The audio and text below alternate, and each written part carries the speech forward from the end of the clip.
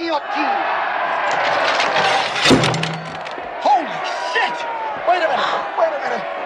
Last request. What is your last request? Yes, Novocaine. Hello everyone, I'm Johnny Johnson, and today we're taking a look at the guillotine. YouTube, I won't be showing any real uses of the device, but as always I will be showing some entertaining and perhaps brutal clips that should help the historical discussion. So let's take a look.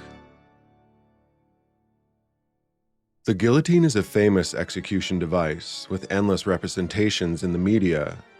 To modern standards, it may seem like a brutal or medieval device, but it was actually developed as a humane way to carry out public executions. The device is even associated with the Age of Enlightenment, a time of intellectual, scientific, and moral advancement that emerged in the late 17th century. Tortured deaths became seen as barbaric. It was a time to standardize a reliable method of execution, with the guillotine invented, or at least perfected, by a French surgeon and physiologist, Antoine Louis, and German engineer Tobias Schmidt.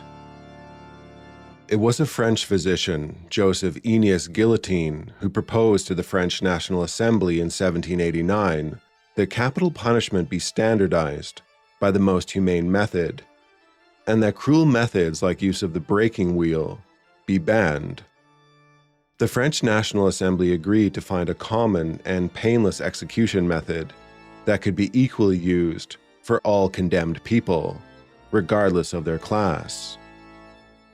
The guillotine was decided on by a committee made of medical experts of the time.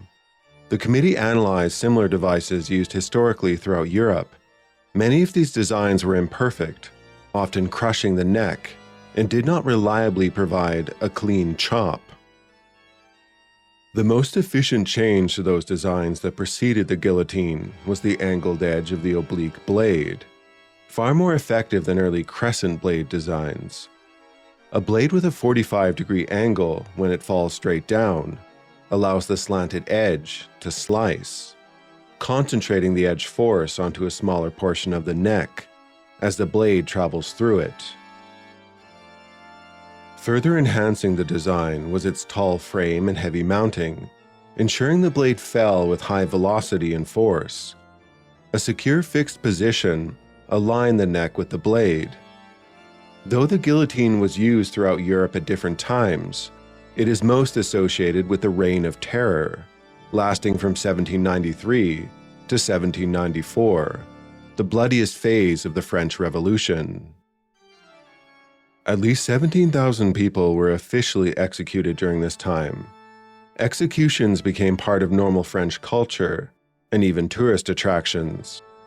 Crowds gathered to watch, spectators brought programs listing the day's victims, and working-class female revolutionaries, known as tricoteuses, frequently sat by the scaffold, knitting between executions.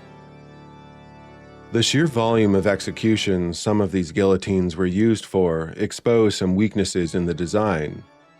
Overextended use could cause friction from the wood, which would slow down the blade.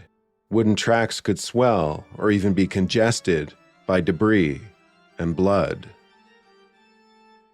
The blade could further dull from repeated daily use, blunted by impacting dense vertebrae and jaw bones. If one was to be executed in a long line of men for the day, it was sometimes best to be executed first.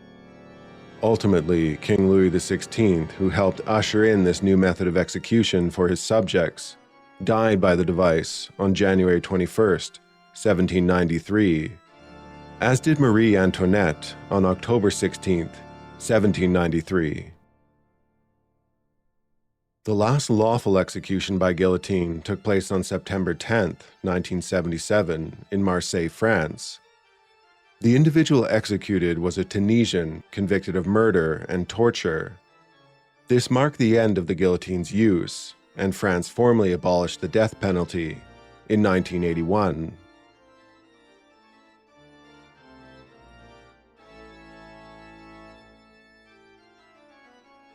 Alright, I'm Johnny. Thanks for watching this little video on the guillotine. I hope it was a cut above the rest. If you enjoyed it, head on over to the like button. But most importantly, do take care and have a nice rest of your day.